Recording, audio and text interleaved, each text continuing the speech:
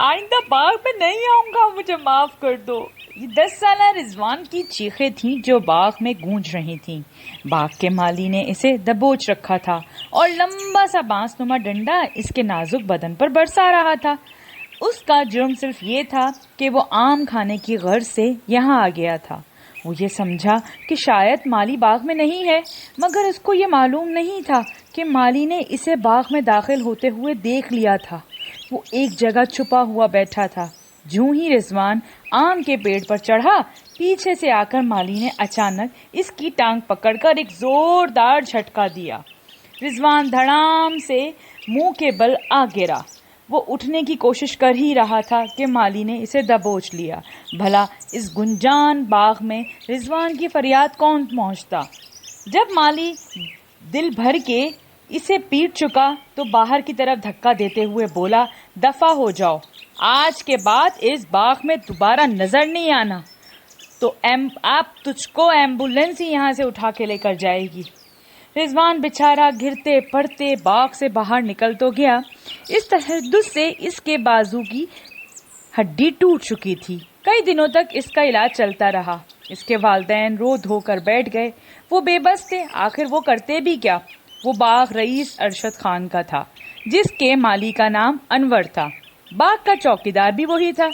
ارشد خان ایک با اثر شخص تھا۔ اس کا اثر رسوخ بڑے سیاسی لیڈر سے جا کے ملتا تھا۔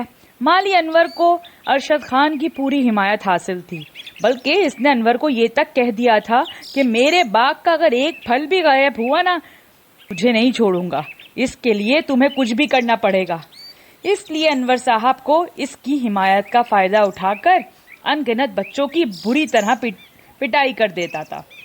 اگر کوئی بیچارہ بھولا بھٹکا باغ میں داخل ہو بھی جاتا تو اگلے دن وہ اسپتال میں ہوتا۔ اگر کوئی ارشد خان کے پاس اس ظلم کی شکایت لے کر چلا جاتا تو وہ فوراً پھٹ پڑتا، تم اپنے بچوں کو کیوں نہیں سمجھاتے؟ بیچارے والدین کہتے کہ ہمارا مطلب یہ نہیں تھا، بچوں کو ڈانٹ ڈپٹ اور ہلکی پھلکی سرزنش سے بھی سمجھایا جا سکتا ہے، اس طرح بے دردی سے نہ مارا کریں، یہ مناسب نہیں۔ مگر وہ کسی کی نہیں سنتا۔ آخر وہ منہ لٹکائے واپس چلے جاتے۔ وقت گزرتا رہا، سالہ سال بیت گئے۔ ارشد خان پر کسی معصوم کی بددعا کا اثر ہو چکا تھا۔ اسے ایک لاعلاج بیماری نے جڑ لیا تھا، جس کے علاج کے لیے اس نے روپیہ پانی کی طرح بہا دیا تھا۔ اس طرح اس نے اپنی ساری جائیداد اس بیماری سے چھٹکارا حاصل کرنے کے لیے بیچ دی تھی۔ صرف وہ باغ ہی بچا تھا جس کو بیچنے کا آج وہ فیصلہ کر چکا تھا۔ یہ باغ اسے بہت زیادہ عزیز تھا، مگر بیماری نے اس کا چین و سکون غارت کر دیا تھا، جس کی وجہ سے نہ چاہتے ہوئے بھی وہ آج یہ باغ کا سودا کرنے پر مجبور تھا۔ اور باغ کا خریدار شہر کا مشہور تاجر سیٹھ رضوان، وہی رضوان 20 سال پہلے صرف ایک آم کھانے کے جرم میں جس کا بازو توڑ دیا گیا تھا۔ باغ کا مالی انور بوڑھا ہو چکا تھا۔ جب اسے اس بات کا علم ہوا، اس کے پاؤں سے تو زمین نکل گئی۔ رضوان پر ڈھایا ہوا ظلم اس کے دماغ میں فلم کی طرح گھومنے لگا۔ ایک لمحے کے لیے اس کے دل میں خیال آیا کہ وہ نوکری چھوڑ کر یہاں سے چلا جائے، مگر وہ جاتا بھی کہاں؟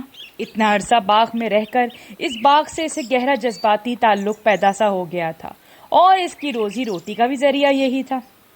یہ سوچ کر اسے جھرجھری سی آ گئی۔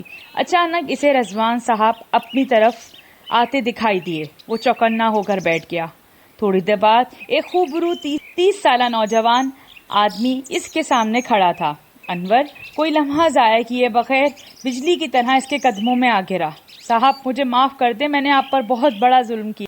وہ اور بھی کچھ کہنا چاہتا تھا، مگر رضوان نے جلدی سے اسے قدموں سے اٹھایا اور کہا، چاچا جی میں نے تو آپ کو بہت پہلے ہی معاف کر دیا تھا، کیونکہ ہمارا دین ہمیں بڑوں کا احترام، چھوٹوں کا شفقت اور خطاؤں کو معاف کرنے کی تلقین کرتا ہے۔ بہت شکریہ صاحب، بہت شکریہ، انور جذبات سے بولا۔ آنسوؤں کی لڑی اب بھی اس کی آنکھوں سے جاری تھی۔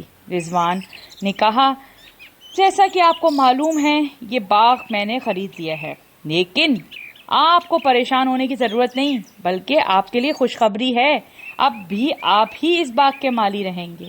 ارشد جتنی آپ کو تنخواہ دیتا تھا میں اس سے کچھ زیادہ ہی دوں گا، مگر میری ایک شرط آپ کو ماننی پڑے گی۔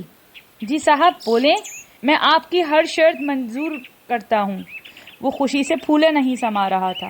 وہ شرط یہ ہے کہ آج کے بعد آپ کسی بچے کو آم توڑنے کھانے سے منع نہیں کریں گے، چاہے وہ پیڑ پر چڑھے، آم توڑے، پتھر مار کر توڑے یا باغ میں بیٹھ کر آم کھائے۔ ان معصوموں کے آم کھانے سے یہ کم نہیں ہوں گے، آخر کتنے کھائیں گے؟ یہ بچے وطن کے معمار اور ہمارا مستقبل ہیں، یہ نرم و نازک پھول ہیں، ان کو تو زمانے کی تیز دھوپ اور گرمی سے ہمیں ہی بچانا ہے، نہ کہ ان پر ظلم کیا جائے۔ اب تم مجھ سے وعدہ کرو کہ میری اس شرط پر سختی سے عمل کرو گے۔